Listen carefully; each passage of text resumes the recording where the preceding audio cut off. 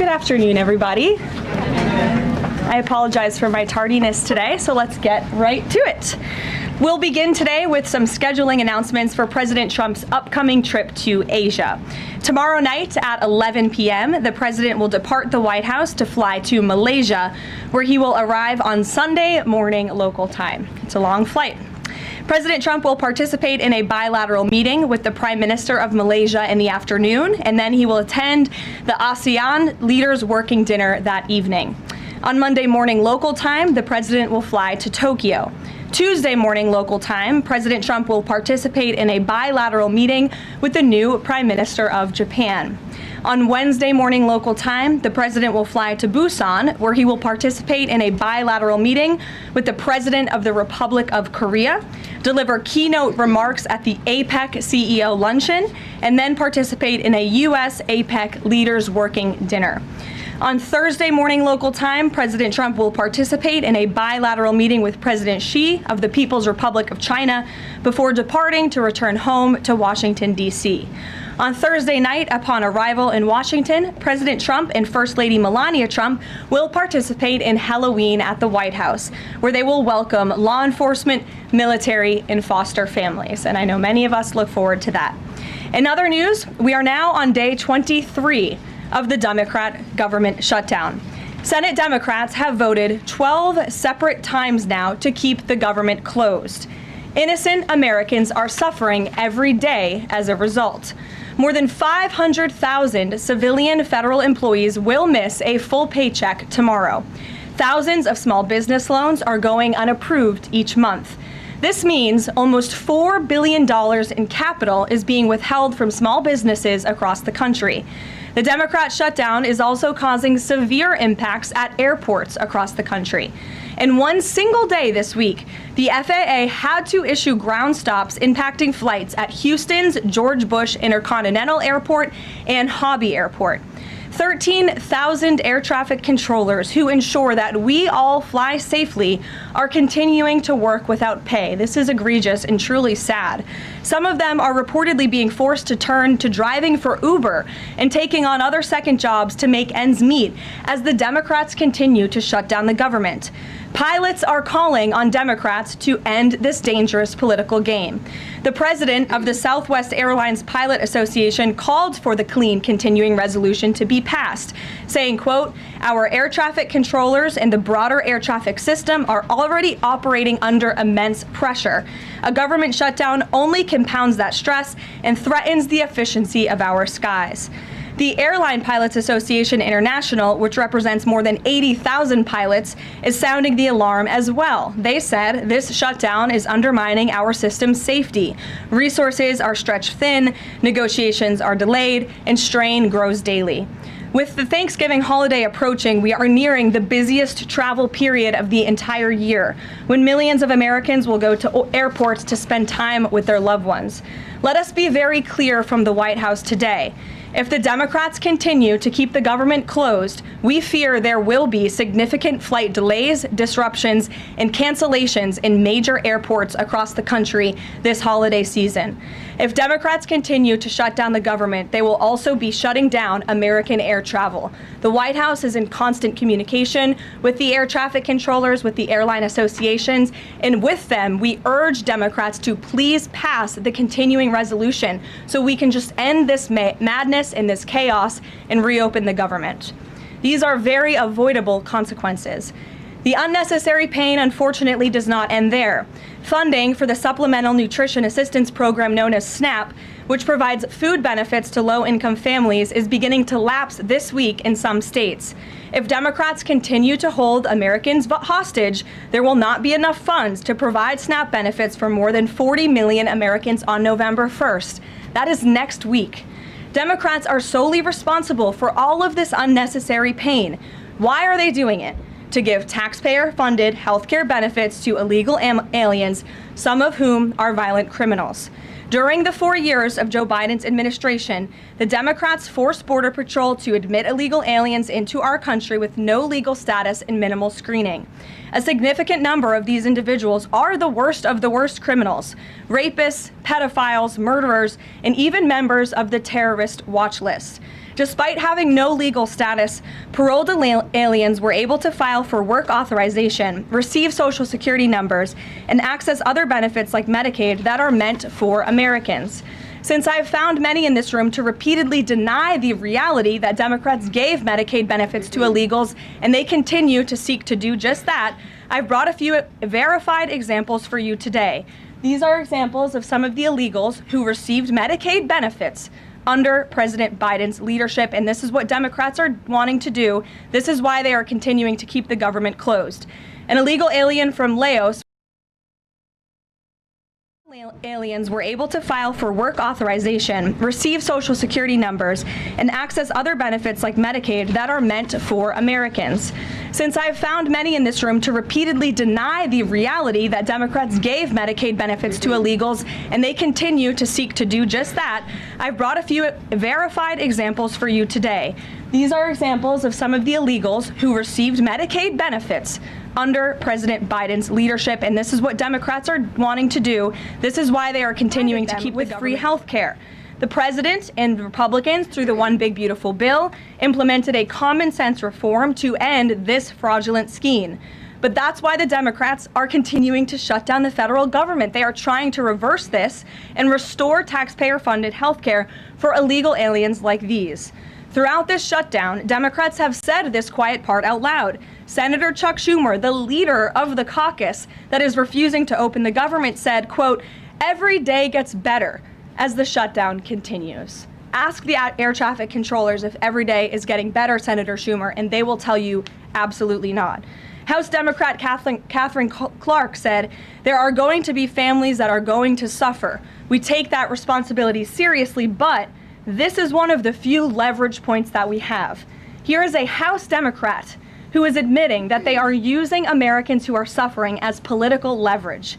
And Senator Bernie Sanders said, "If you reopen the government, we lose our leverage." This is pure partisan games. And a senior Democrat aide said the party will not end the shutdown, quote, "short of planes falling out of the sky." That is truly a disturbing statement. The Democrats clearly don't care about this suffering. They care about playing political games against President Trump, and this dangerous charade needs to end. The president and Republicans' position has been clear and unchanged. Pass a clean, nonpartisan funding bill to reopen the government. And then we can talk about all of the partisan issues that the Democrats wish to. If you're watching at home, we urge you to call your Democrat senators and tell them to put our country over their party and reopen the government today. Here in our new media seat, we have Brittany Gibson of Axios. Brittany, why don't you start us off for our Q&A today? Thank you for being here. Two questions, if I may, Karoline. First is, we understand that the president and Republicans will not negotiate on ACA extensions until the government reopens. If and when that happens, what does the president think should be, or what are his plans for preventing rising healthcare costs for Americans? It's a very good question, and I'll leave that to the president to negotiate that when Democrats vote to reopen the government. When it comes to lowering healthcare costs, the president is deeply committed to this. It's why he has spent so much time and effort negotiating with Big Pharma to lower the healthcare costs of prescription drugs. All of you have been in the Oval Office for multiple different announcements. We've had these most favored nations deals with these large pharmaceutical companies committing to lowering drug costs in this country. So it's something the president wants to do. And Brittany, one more point. I'll just point out the irony in Democrats holding the government and the American public hostage over a healthcare system that they created. The healthcare system was called Obamacare. Why? Because Democrats and President Obama implemented. And Republicans have always said it's a broken system, yes, but they caused it, and now they want to shut down the government to fix it. We need to open the government, and then we can have these very important conversations about healthcare. The second, on H-1Bs and foreign students, during the campaign, President Trump said he wanted to make it easier for foreign students to work at U.S. companies, stable green card to every diploma.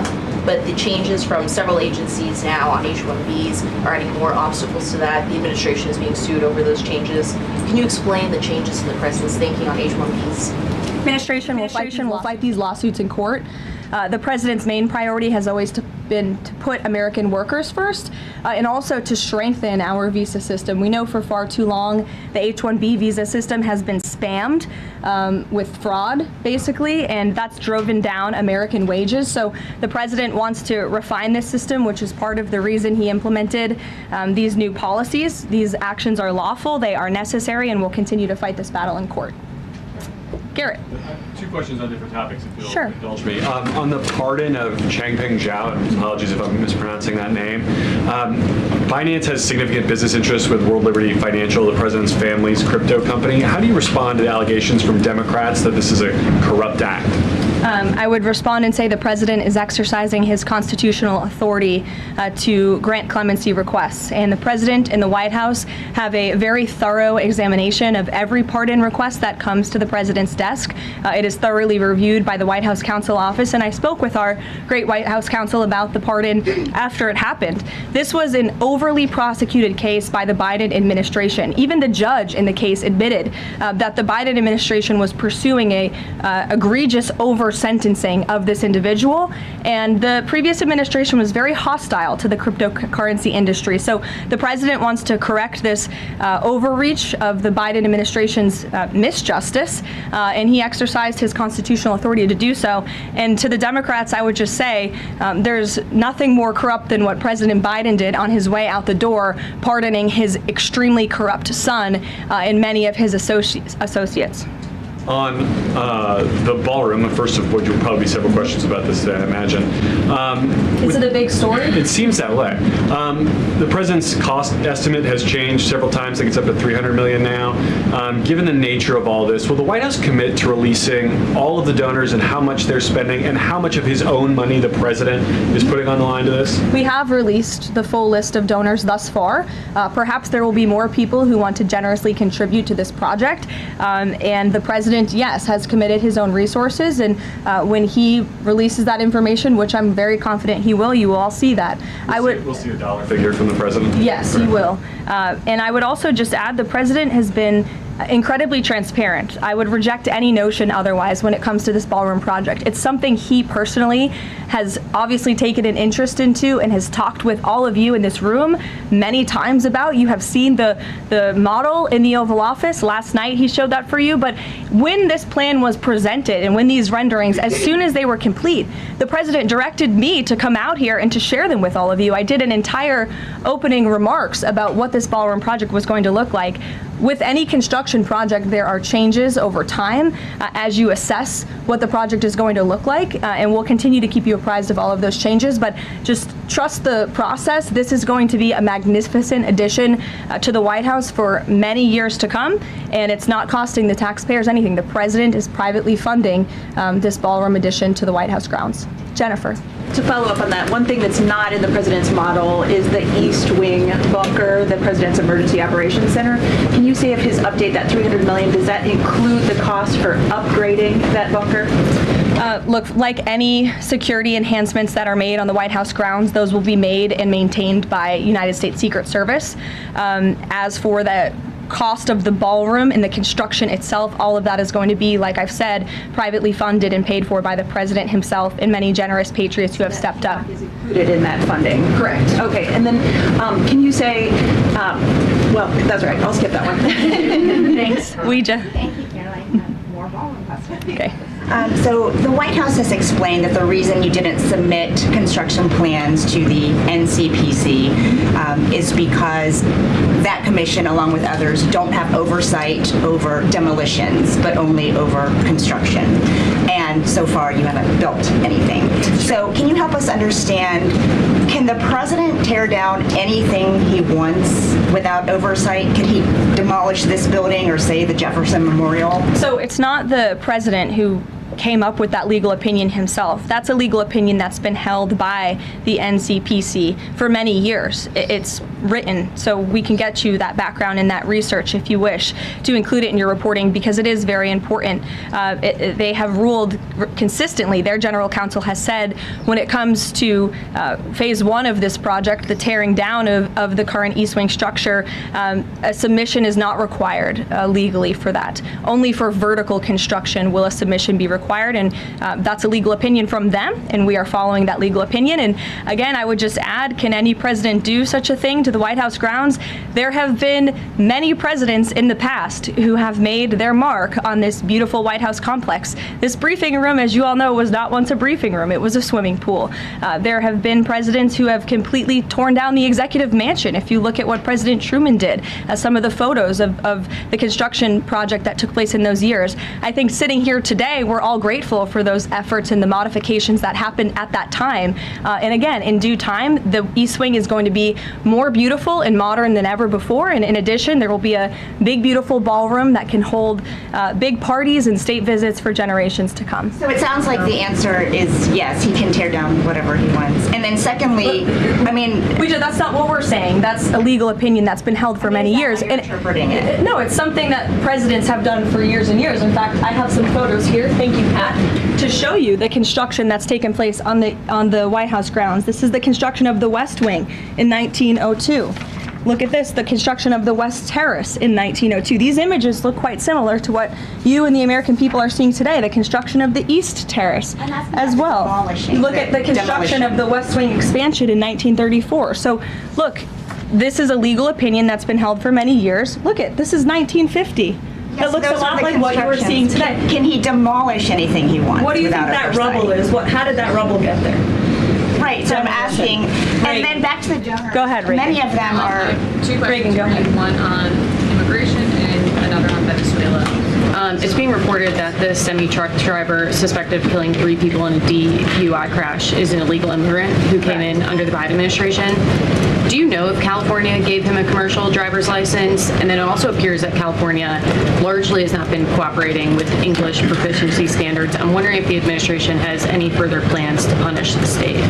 Yes, I can confirm that California gave this individual a license, and it is something that the Department of Transportation has already looked into. I know Secretary Duffy, who's doing a phenomenal job, has spoken on this many times in the crackdown that the Department of Transportation is taking on these licenses that are wrongfully being issued to people who clearly do not deserve to uphold these positions. As for this case in California, on October 22nd, ICE lodged an immigration detainer for this individual following his arrest by local authorities in California on charges, as you know, of manslaughter while intoxicated and driving under the influence. He killed 3 people, and he first entered the United States in 2022 through the southern border, and he was released into our country by the previous administration. So now ICE has lodged a separate detainer for this individual, and these tragedies are following a disturbing pattern of these criminal illegal aliens being issued commercial vehicle licenses. And so yes, the Department of Transportation is absolutely cracking down on that. I defer you to them for any specifics. Venezuela, President Trump has said Maduro doesn't want to mess with the United States, and this administration is continuing to position more military assets towards Venezuela. I'm wondering if the end goal of this narco-terrorist war is to implement a regime change in Venezuela. The president has spoken on that, Reagan, and I certainly won't get ahead of him. What we've made very clear is that this administration is not going to tolerate international narco-terrorist organizations from trafficking drugs into the United States. And these cartels over time have grown more armed, well-organized, and violent. They have financial means, sophistication, and capabilities needed to operate in the way this administration has. And they have illegally caused the deaths of tens of thousands of American citizens each year. So that's where we are right now with respect to Venezuela, but also any country that is sending purposefully illegal narco-terrorists to the United States of America to bring illegal drugs. Why don't we go in the back? The U.S. and Colombian relationship right now is at one of its lowest points in decades. We heard what President Gustavo Petro had to say about President Trump. We heard yesterday the response from President Trump. Is there any kind of compromises or gestures from the Colombian president that President Trump would like to see in order to de-escalate the tensions? Is it possible a de-escalation? I don't think we're seeing de-escalation from the unhinged leader of Colombia right now, and I don't think the president, frankly, is interested in that at this point. He spoke on this yesterday, and I don't have anything to add to his comments. Go ahead.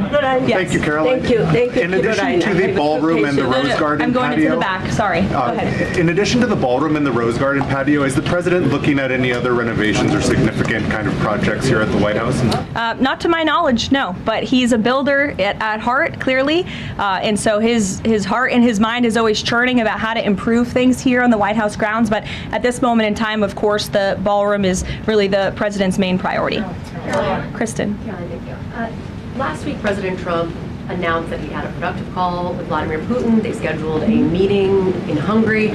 Since then, he has canceled the meeting and he has imposed sanctions on Russian oil companies. Can you talk about what changed that led to this dramatic shift, or even just what occurred in the last week that got us from point A to point B? Sure. Look, the president has always maintained that he would implement sanctions on Russia when he felt it was appropriate and necessary. And yesterday was that day. I think the president has also long expressed his frustration with Vladimir Putin and, frankly, both sides of this war.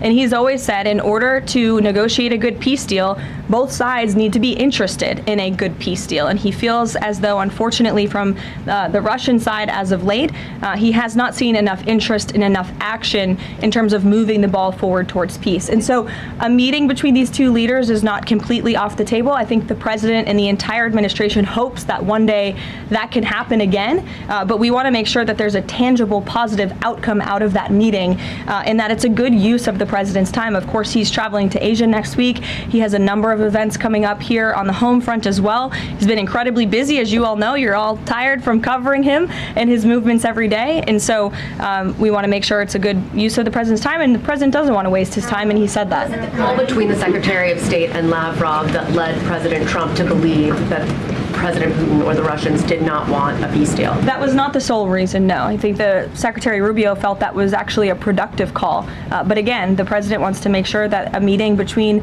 himself and President Putin will be a good use of his time. But what exactly led to President Trump not believing, after his call on Thursday, where he said he did think he wanted peace and wanted a peace deal, to believing that Russians were not? Again, the president wants to see action, not just talk. And I think the president is extremely motivated by the success of his peace deal in the Middle East to get things done.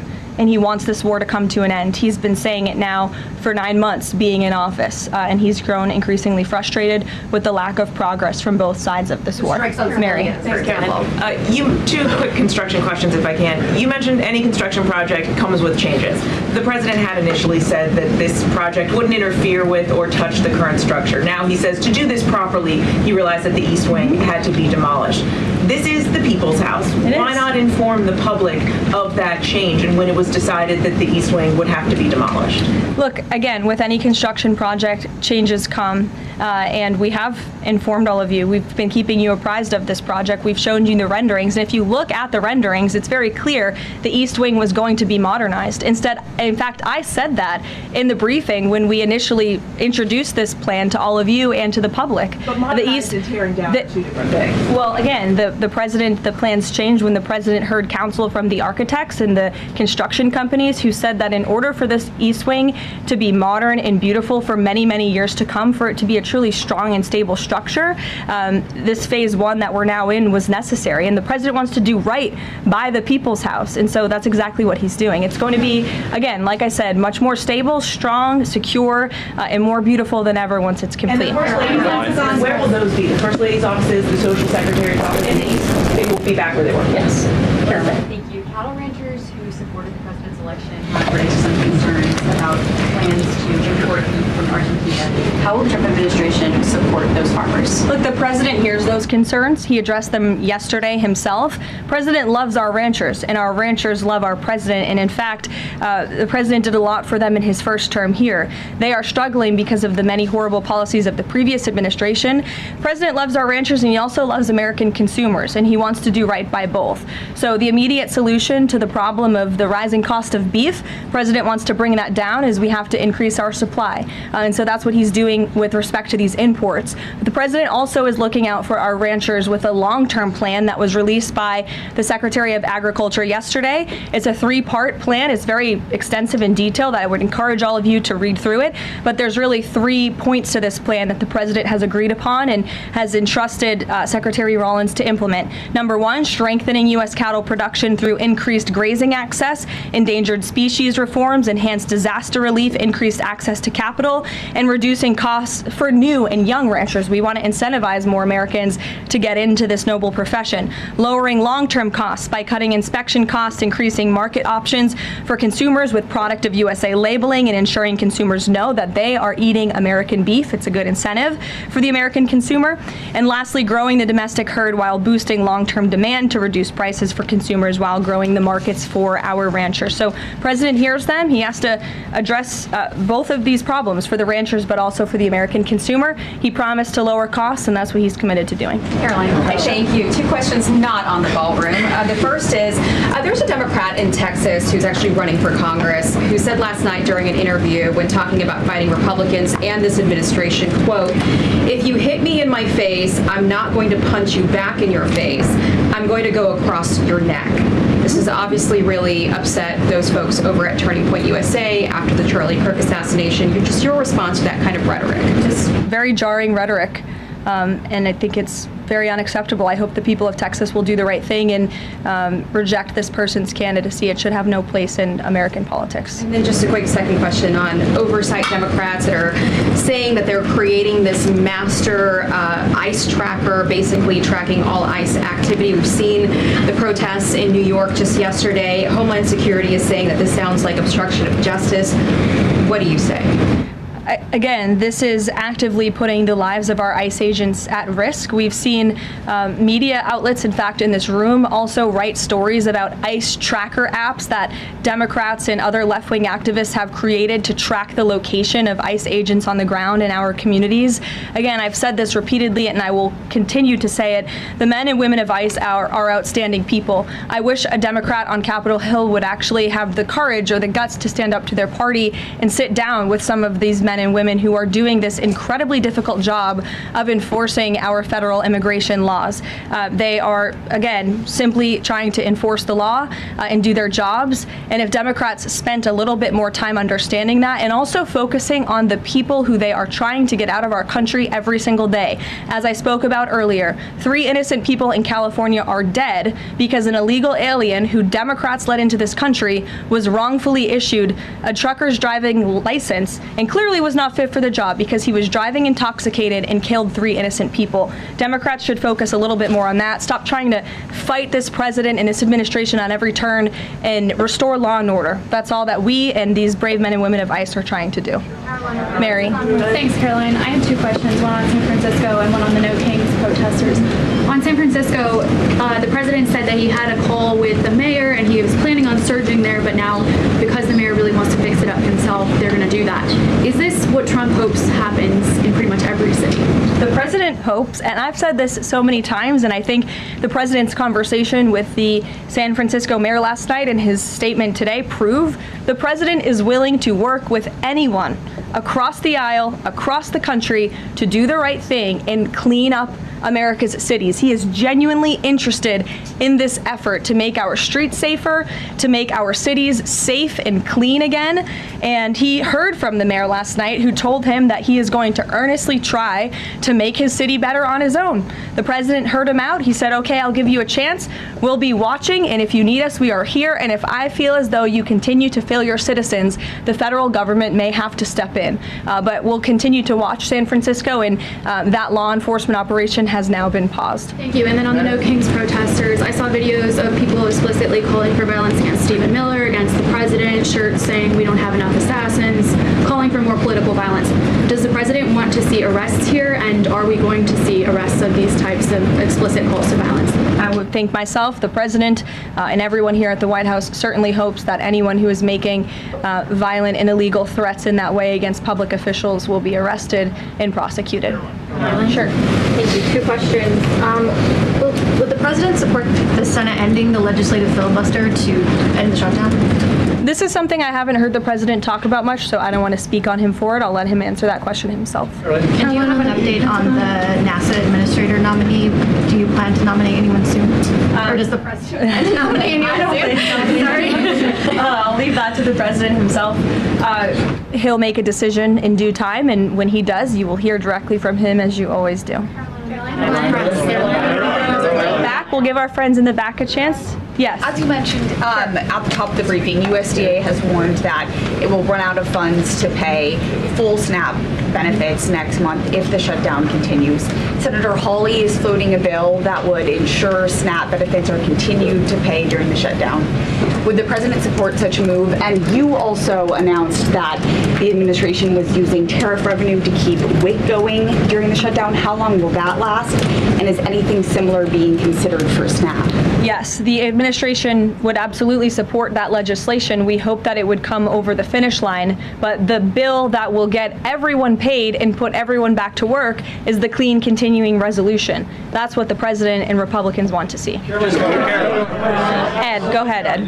Thanks, Caroline. On the Russian sanctions again, how much pressure do you think the sanctioning these two Russian companies actually puts on President Putin? Because the last administration sanctioned two other oil companies. So how much again of pressure is this really? A lot. If you read the sanctions and look at them, they're pretty hefty. And I saw some international news out of China this morning that they're scaling back oil purchases from Russia. We know India has done the same at the request of the president.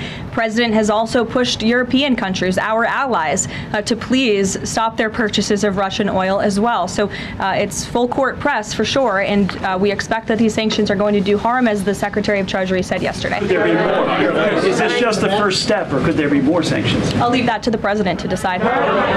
Sure. We've seen the video or heard the NBA gambling, involved in the gambling issue there.